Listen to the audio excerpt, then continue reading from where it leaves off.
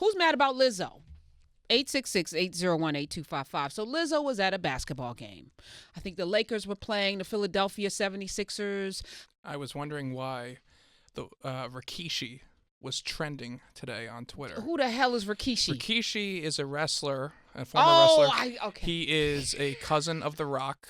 And he would dress up in kind of like a sumo wrestler, sort of garb, like kind of which is a thong, right? And, so his buttocks would be all the way out, and his move was he would put his ass into people's faces. It was called the stink face, and I was wondering why it was trending this morning, and then I found out. You found out. And then you found out. Thank you, Lizzo. So let's play a little mirror. What's that mirror? What's that called? Truth Hurts. Let's play a little of that. So this comes on, right? And when he gets it, he'll get it to it. So Lizzo was at the basketball game. They interviewed her about Carl Towns. She said she likes him, and the interviewer was like, "Do you know him?" She's like, "No, but I'd like to." Not mad at that. Not mad at that at all. Speaking into existence. Yes. And so we couldn't see what she was wearing outside of what she was wearing, and she turns around and starts twerking, and her whole entire ass is out. Just her whole buttocks. Her whole ass. She's shiny. She was shining. Now she shea buttered it down. At least she oiled it up, and it was all both booty cheeks, not just one. She didn't have a half a cheek. That both, and just a little bit of dental floss in the middle. Wow. Now Lizzo's not a small person. No one's body shaming her. Right. I'm asking a question about decorum. Do we not have it anymore? Yeah. Now, I talk about authenticity. If she was being her authentic self, like, should there be times and places? My grandmother used to say there's a time and place for everything. Absolutely. Was that the time and the place for her to turn around and twerk all of that? Yeah. Because even if it was Cardi B, or even if it was one of the Kardashians before the butt injections. Yeah. You pick one. Maybe Kendall, because she still got a normal looking normal looking booty. If it was Kendall, Kardashian, Jenner, twerking, would we have a problem with that? With the whole booty cheek out? Both of them, not the one. It was two of them, Drew. The whole ass. At Courtside at an NBA game? Right. Absolutely. Okay. 866-801-8255. Twitter, y'all need to grow up. First of all, I think Twitter's immature. Yeah. Y'all need to grow up. 2020's around the corner. Grow the hell up, people on Twitter. This is not a discussion of body shaming. Oh, absolutely. That's her body. Do what you want with it. And so I'm conflicted because I want her to be proud and happy and just embrace herself. Yeah. But I feel like a lot of it feels like a gimmick. It feels like this is her shtick. It's not just about I'm embracing my big voluptuousness.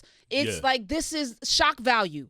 And what message are we sending? Is this who we are? Does she represent black women? Like, I got questions. When I saw it trending, I was like, why? Yeah. Why? This is not like, Jill Scott's pictures got leaked and we just happen to know what her titties look like. Yeah. This is, she got up out of her seat, turned around, knew her whole ass was out. It was the outfit. Like, there's no back to it. Everything was just there. For the world to see. And people are like, well, if it was a man... if he if a man had his whole booty cheeks out, no, with his like front out, or that, yeah. But either one, courtside at an NBA game would be a problem. It would be a problem. I don't care how fit his situation is. It would still be a problem at that particular place. Like every day, I used to go in and talk to young people at work and say, I do not believe in bringing your whole self to work. I think that's a setup and a trick of the enemy. Like the office does not need 3 a.m. and Ibiza Drew at work. It does not need bottomless mimosas Drew at work.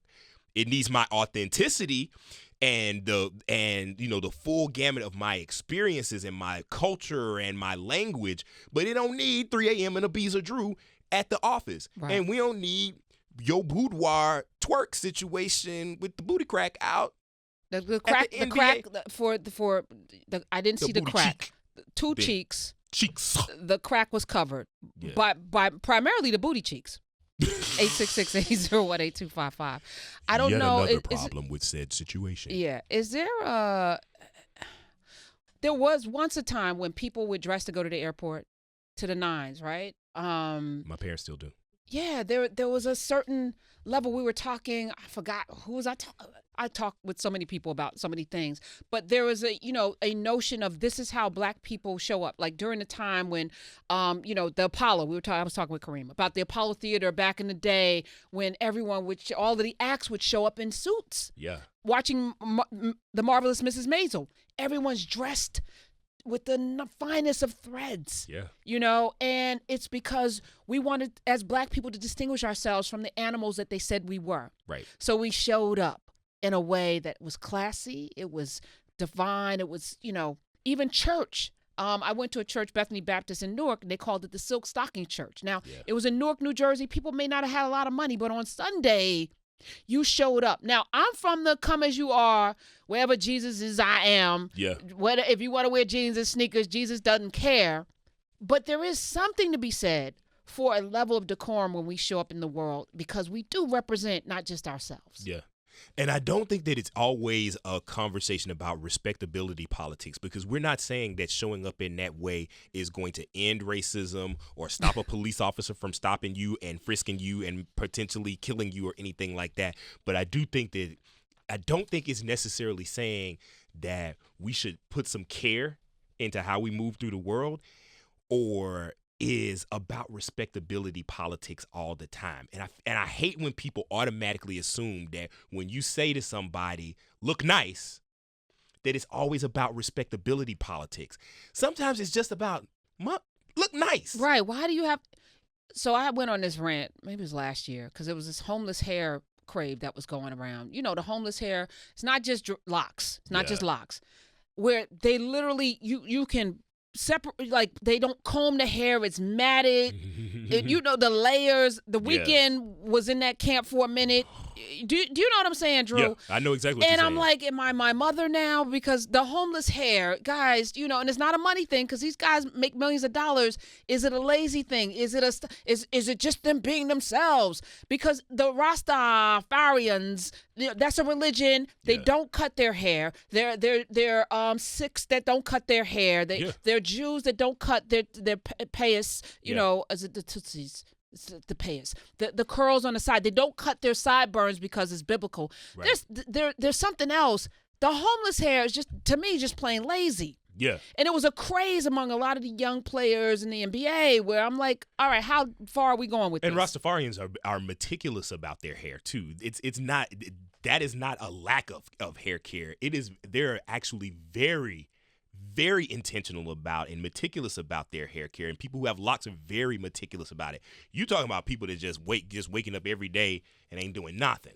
Matted flayers. You can YouTube. There's some crazy YouTube videos of this homeless, and I call it homeless hair because I've only seen it on people who don't have homes. Yeah. 866-801-8255. Did Lizzo defile decorum, twerking with her whole entire behind out at an NBA game on the Jumbotron? On the Jumbotron. Like, she's like courtside doing this, right? On the Jumbotron.